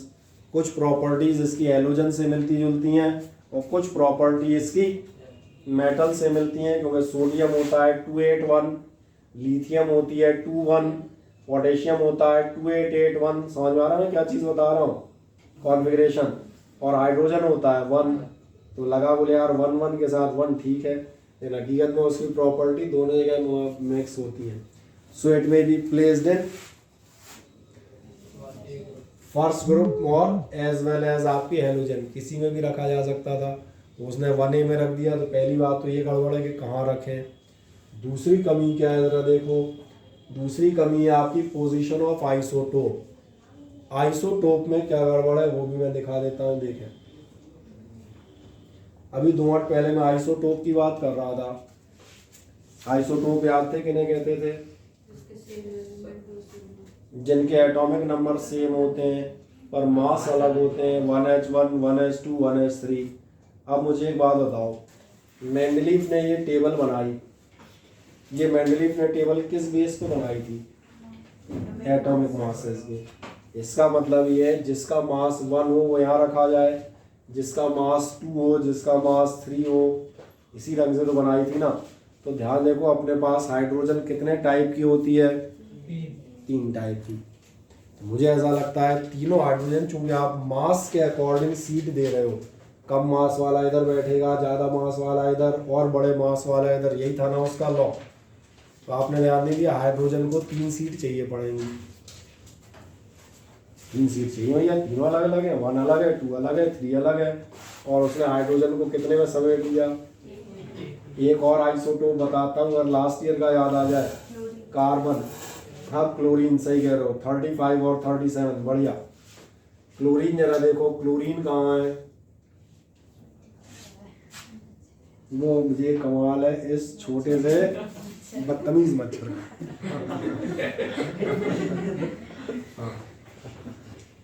ठीक है ना, टच सेंसर है ना। तो क्लोरीन कहाँ याद है? देखना, क्लोरीन ये रही। अब ये लास्ट ईयर का याद होगा, आपसे कहा जाता था क्लोरीन का एटॉमिक मास 35.5 कहाँ से आ गया? 35.5 कैसे हो सकता है भैया? तो ये एटॉमिक मास याद था, प्रोटॉन प्लस न्यूट्रॉन होते थे। माने चलो मैं कहीं कहूँ तुमने 5 प्रोटॉन डाले, 5 न्यूट्रॉन डाले, तो टोटल कितना होगा? 10। हमें कहूँ टोटल हो रहा है 10.5, आधा न्यूट्रॉन कहाँ से लाए? जबकि आधा न्यूट्रॉन आ नहीं सकता। तो ये याद है ये क्या बताया जाता था आपका? इस टाइप के 2-3 क्वेश्चन कराए थे कि एनसीईआरटी में भी था। वो बताया जाता था कि नेचर में आइसोटोप मिलते हैं और उनका आप एवरेज निकालते हैं, तब आपके मासेस कैसे आते हैं? डेसिमल में। तो ये असली नहीं है। एक क्लोरीन 35 होती है और एक क्लोरीन होती है 37। तो क्लोरीन को कितनी सीट चाहिए? 2 चाहिए, एक 35 वाली और एक बोले 37 वाली, अलग अलग है ना, मास अलग है। कार्बन याद कर लो 6C12 और 6C14, कार्बन को 2 सीटें चाहिए जबकि उसने दी नहीं। बोले तुम सब कार्बन हो, एक ही जगह बैठो। हमने कहा पर हमारे मास तो अलग अलग है। बोले यही तो ड्रॉबैक है, यही हुआ ना ड्रॉबैक, देख लो ड्रॉबैक, यही कहेगा। पढ़ने पोजीशन ऑफ आइसोटोप, क्या पढ़ने आ रहा है, ध्यान से देखो क्या पढ़ने आ रहा है, निकता पढ़ो जरा। Isotopes are the atoms of the same element. हाँ,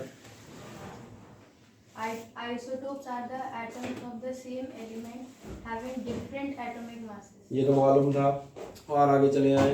Therefore, according to Mendeleev's classification, these should be placed at different places depending upon their atomic masses. इस लॉजिक से आप एग्री करते हैं? मेंडलीव के नियम के हिसाब से क्या होना चाहिए, अलग अलग एटॉमिक मास हैं तो उन्हें अलग अलग प्लेस पर जो मैं कहता अलग अलग सीट पे बैठना चाहिए। लेकिन क्या हुआ, फॉर एग्जांपल देख लो। For example, hydrogen isotope with atomic masses 1, 2 and 3 should be placed at 3 places. यही मैं सिंपल भाषा में आपसे बात कर रहा था कि हाइड्रोजन को 3 सीटें चाहिए, सही ना? तो पेपर में थोड़ा ऐसे लिखोगे hydrogen require 3 seat in the cinema hall. यहाँ तो ये बताओगे should be placed at 3 places, तो फिर क्या गड़बड़ आएगी? However, isotopes have not been given separate places in the periodic table because of their जबकि similar आइसोटोप्स की प्रॉपर्टी सेम होने के कारण उन्हें अलग अलग जगह नहीं दी गई। तो मेंडलीव से अगर आप इसका कारण पूछोगे तो नहीं बता पाएगा। बोले यार मासेस के बेसिस पर अलग रख रहे हो, तुम कह रहे हो प्रॉपर्टी सेम है इसलिए एक साथ रख दिया, बोले तो घपला हुआ ना। अब अगला देखें, ऐसे आप देखना। अब एक बहुत खास चीज़ आती है, anomalous pair of element. Anomalous pair of element पढ़ें 1 सेकंड में। In certain pair of elements, the increasing order of atomic masses was was not obeyed। अब एक समस्या और आई, अभी आगे कोबाल्ट निकल के साथ आएगी, मैं बताऊंगा अभी आगे एग्जाम्पल।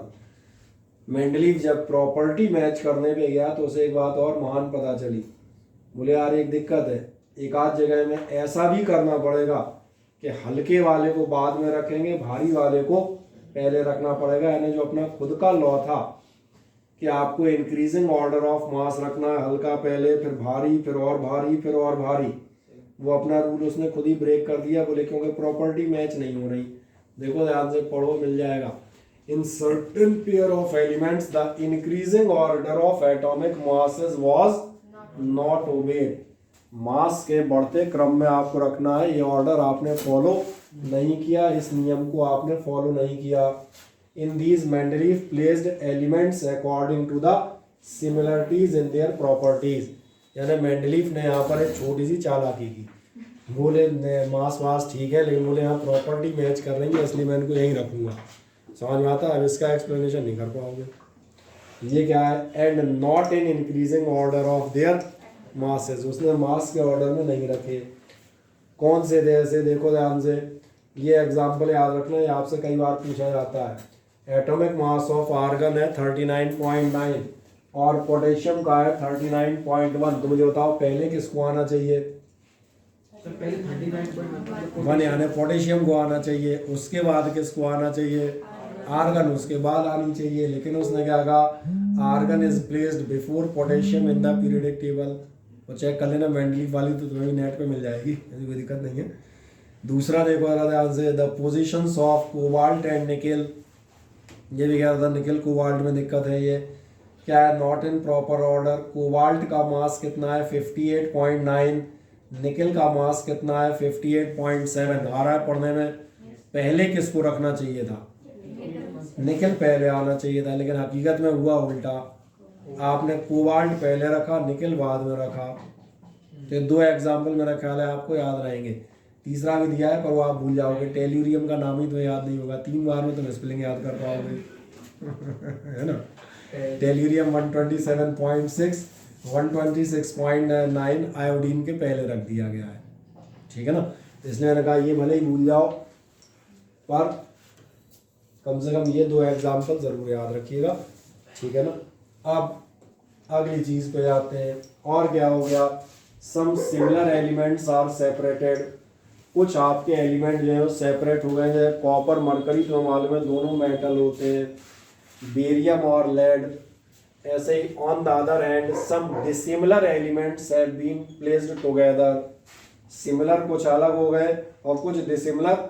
वो शुरू में बता रहा था कोई जो आपका हेलोजन वाला था उसमें बीच में कुछ और घुस गया था, मैंने कहा था एक्सेप्शन है, ऐसा नहीं 100% नहीं है, फिर भी काम चलाने के लिए काफ़ी अच्छी है। एग्जाम्पल कॉपर सिल्वर और gold have been placed in group 1 with alkali metals. और अब तुम्हें मालूम है ये हो ही नहीं सकता, एल्कली मेटल यानी सोडियम पोटेशियम, सोडियम पोटेशियम के साथ आपने किनको रख दिया है, जो सबसे गधे हैं। नहीं याद आया सबसे गधे, अभी नहीं मेरी बात समझ में आई। रिएक्टिविटी सीरीज में जाओगे, सारी मेटल दुनिया भर की हाइड्रोजन से ऊपर है, और यही 3 ऐसे निकम्मे लोग हैं जो आपके हाइड्रोजन से नीचे आते हैं, जो एसिड से हाइड्रोजन को डिस्प्लेस नहीं कर पाते। और मैंने कहा आपने किसके साथ रख दिया, ग्रुप 1, और ग्रुप 1 में कौन है, उनके साथ इनको प्लेस कर दिया है, तो समझ में आ रहा होगा। इसी तरह manganese is placed in the group of halogens, manganese को आपने किस में रख दिया, हेलोजन्स के ग्रुप में। और चेक कर सकते हैं, देखें इधर 1 मिनट में हेलोजन दिख रही है, फ्लोरीन, क्लोरीन, ब्रोमीन, आयोडीन। और मैंने कहा था अभी इसको छोड़ो, इसको बाद में देखेंगे। तो देखो जरा ध्यान से, मैंगनीज बीच में घुस गया है मेटल होते हुए, ये तो गलत काम है। ऐसे जरा फर्स्ट है, देखो फर्स्ट में लगेगा लिथियम, सोडियम, पोटेशियम, मान लो, और नीचे जाओगे पता चलेगा कौन मिलेगा, सिल्वर, गोल्ड। दिख गया, ये गड़बड़ियां हैं जो मैंने कहा बीच बीच में आपको मिलेंगी, ठीक है ना।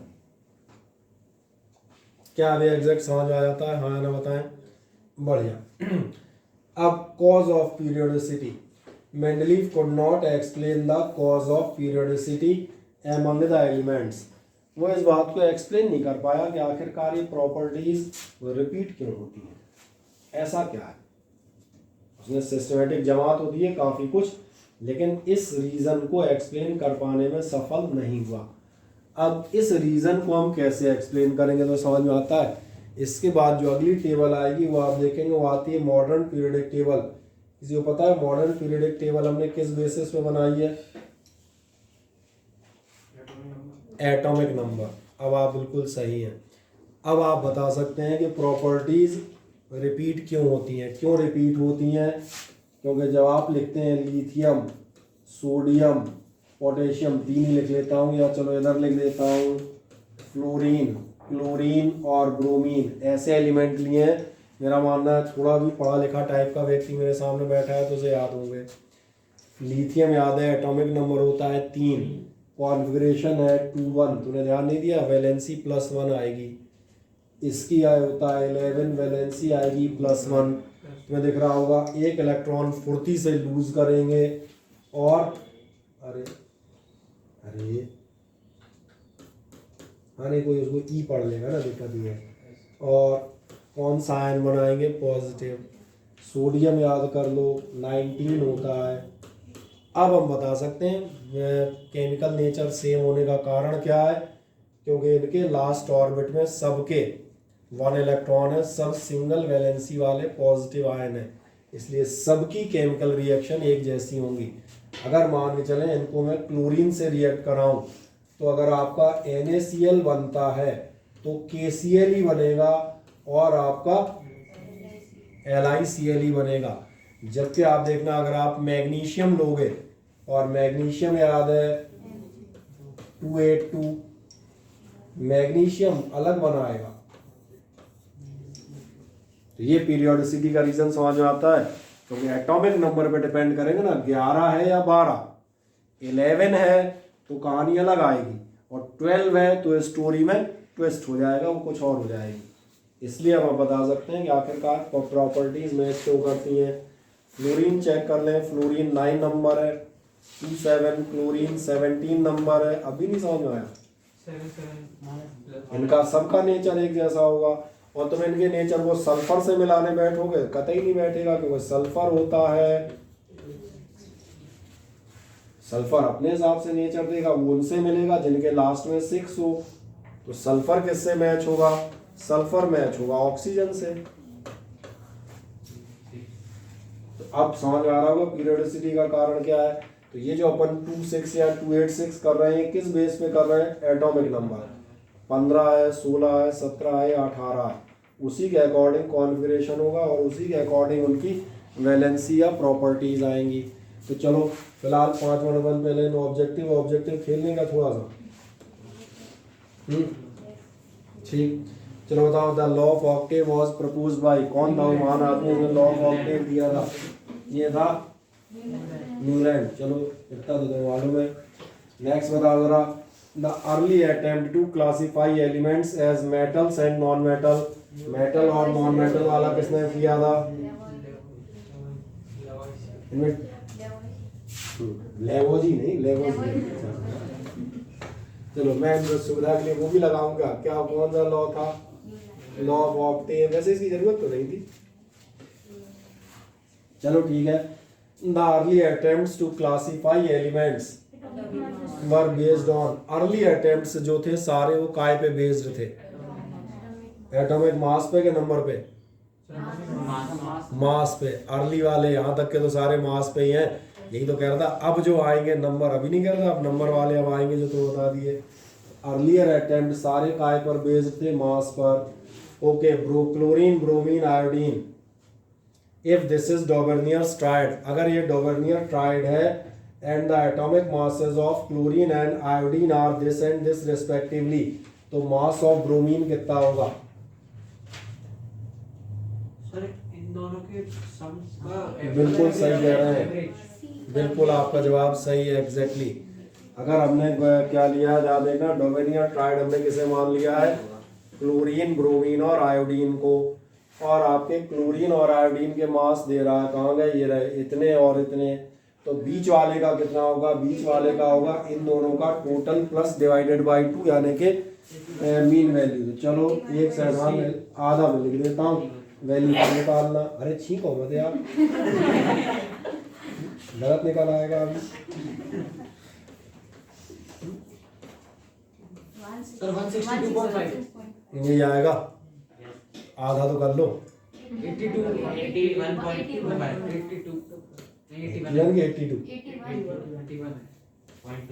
यही आ रहा है। ठीक है, भरोसा कर रहा हूँ, नहीं तो छींक के चक्कर में मैं गलत निकला। मैं यहाँ निशान लगा दूँ, बाद में लोग आज वीडियो दिखाए, देखो सर गलत निकाला। अब तो गलत पढ़ाने में डर लगता है। जो आप दिखाएंगे तो गली देखो गलत पढ़ा रहे हैं, देख लो। नहीं हाँ, पहले क्या होता था, फ्रीली पढ़ाते थे। ठीक है, गलत है, सही है, जो है अपने को पता है।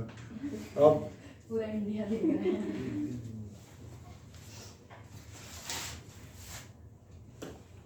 हो गया, और तो कोई नहीं बचा है, यही था ना लास्ट, बढ़िया यही था।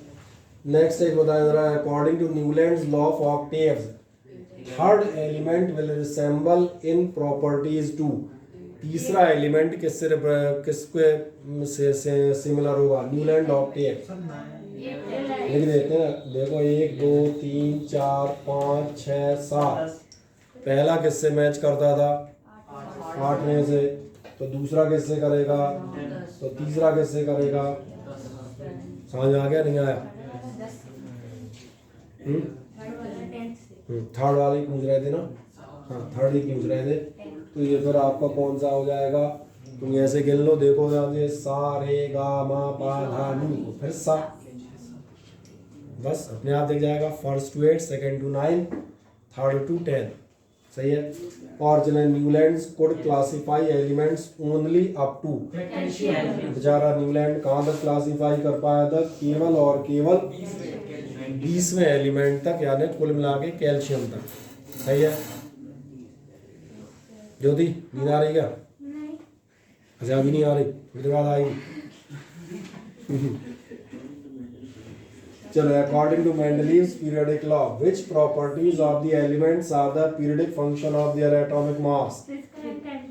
दोनों प्रॉपर्टीज होती हैं। Periodic function of mass, mass पर कौन सी प्रॉपर्टीज डिपेंड करती हैं?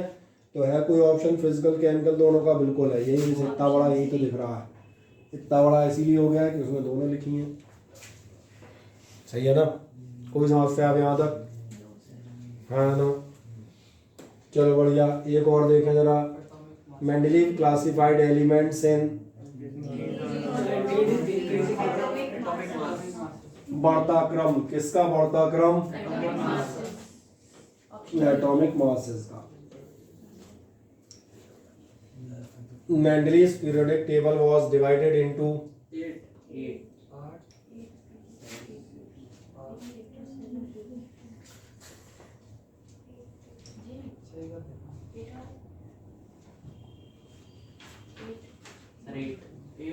8 ग्रुप।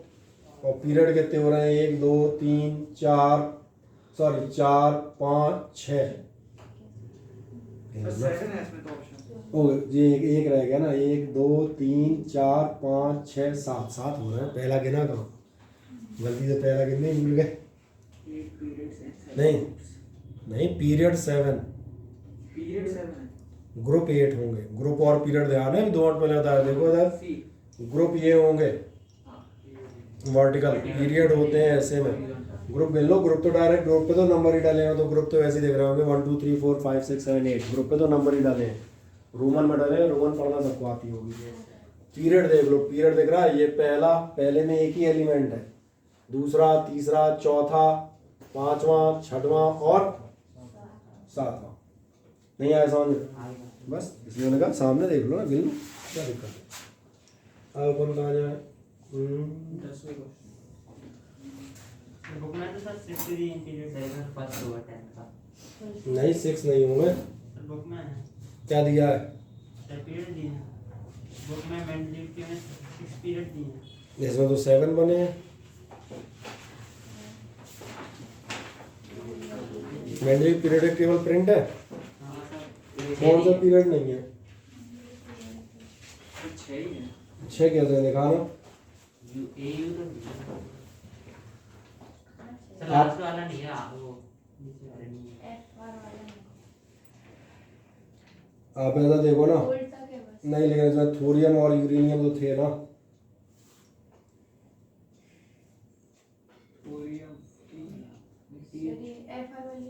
सर नहीं दिख रहा सर PTH। ये थोरियम यूरेनियम नहीं नजर आ रहे? TH और यूरेनियम। बस TA का मतलब इसके ऊपर तक। लेकिन ये तो नोन टू मेंडलीव थे। चलो एक बार क्रॉस चेक कर ले, उसमें कोई समस्या नहीं, उसमें क्या दिक्कत है। ठीक। अब एक नेक्स्ट जाए अगला। कौन है अपन? यस। चलो इस पे अपन स्टार मार देते हैं ना, ये टू बी डिसाइडेड लेटर। अब एक आप जाएंगे कहाँ से? यहाँ गए। नोबल गैसेस वर इंक्लूडेड। कौन से ग्रुप में इंक्लूड होंगे? नन। 0th ग्रुप माना था, सबसे पहला वाला कर दिया था। ठीक है। चलो अब यहाँ से अपने पास आएगी एक्चुअली में, अब हम पढ़ेंगे मॉडर्न पीरियडिक टेबल। और मॉडर्न पीरियडिक टेबल देखेंगे तो ये आपकी उसमें भी जो अभी आप शीट दी है उसमें ही बनी हुई है। मॉडर्न पीरियडिक टेबल में आप देखेंगे आपको दिए गए 18 ग्रुप। समझ में आ रहा है? अब ये पूरी डिटेल्ड हो गई है। ये आपका एक्सटेंडेड फॉर्म भी कहलाता है, long form of periodic table भी कहलाती है। और इस पीरियडिक टेबल को देखोगे तो इसमें दिखा देता हूँ, इसकी डिटेल चर्चा हम अगले उसमें टर्न पे करेंगे आराम से। ठीक है ना? और शायद ये कहाँ थी? नहीं यहाँ नहीं थी, एक मिनट इसी में थी, पीछे जाते हैं। Long form of periodic table आप देखेंगे ये रहा है। कोई सा भी निकाल लो, कौन सा था अच्छा था, कोई देखे। सर शीट में ही नहीं है। रंग बिरंगा नहीं, मैं देख रहा हूँ कोई रंग बिरंगा दिख जाए। ये रहा कुछ ऐसे ही होगी। तो ऐसा इसलिए ढूंढ रहा था, थोड़ा रंग बिरंगा दिखता है, अच्छा लगता है, मजा आता है। ये आप देखेंगे, ये हम कहते हैं पीरियडिक टेबल। कहीं भी मिल जाएगी आपको, और सब अलग अलग कलर्स में, एक से एक कलर्स में मिलेंगी। वो कलर का टारगेट कुछ नहीं होता। कलर में यदि ये बताना चाहते हैं जैसे मेटल्स इस कलर से दिखा दूँ, आपने एल्कलाइन अर्थ मेटल किसी एक कलर से दिखा दिए एक साथ, हेलोजन है वो अलग कलर से दिखा दो, ये जो आपकी नोबल गैसेस है अलग कलर से दिखा दो। इससे क्या होता है एकदम से सीधा निकाह चली जाती है। कहा साहब नोबल गैसेस कहाँ है, बोले नोबल गैसेस कहाँ है, बोले नीली वाली, वो रही देखो नीला, नीला कॉलम कहाँ है, वो रहा। तो ये आपको एक साथ एक झटके में लाइट ब्लू से आपका कौन सा हेलोजन, तो हेलोजन कौन सी है, लाइट ब्लू, वो देख रही होंगी, फ्लोरीन, क्लोरीन, ब्रोमीन, आयोडीन। तो मिल तो वैसे भी जाएगी ब्लैक एंड व्हाइट में, बस यहाँ क्या है इसमें थोड़ा सा एकदम सडनली आप दिख जाएगा। टेबल पढ़ते कैसे? कैसा पढ़ते मतलब hydrogen, helium, lithium, beryllium, boron, carbon, nitrogen, oxygen, fluorine, neon. और असलियत बताता हूँ, ऐसे में याद रखना ज़्यादा फायदे में रहोगे। इनमें से भी आपको जब अगले टर्म में चर्चा होगी तो बताऊंगा। इनमें से ये वाले 2 पीरियड याद रखना, कौन कौन सी, ये मेन 2, इनकी अपने को हर एग्जाम्पल में जरूरत पड़ेगी। ग्रुप के तौर पे 1, 2, एक आपका एल्यूजन वाला का हो गया 3 और ये 4 मेन ग्रुप याद रखना। आगे तक भी आपके 90% काम इन्हीं 3-4 ग्रुप्स के सहारे हो जाते हैं। जितने एग्जाम्पल्स हैं, जो भी प्रॉपर्टीज़ हैं, जो भी एलिमेंट्स ज़्यादातर जो काम में आते हैं उनसे। अब नेक्स्ट राउंड में हम लोग इसका पूरा डिटेल हम लेते हुए जाएंगे, मॉडल पीरियोडिक टेबल का। इसमें अपने को आराम से टाइम लगेगा। तब तक आप चाहें तो एक काम कर सकते हैं, बता दें, शीट आपके पास मौजूद है, इसको हल्का सा मैंने कहा पढ़ के आएगा, थोड़ा सा पढ़ा होगा तो बहुत आसानी से उसको हम डिस्क्राइब कर देंगे, ठीक है ना। मेरा अंदाज एक 8 टर्न में खत्म ही हो जाएगी। कितने पेज और बचे हैं, शीट के कितने पेज हो गए चेक करना? 4 कितने बचे होंगे? 4 100 हैं बस।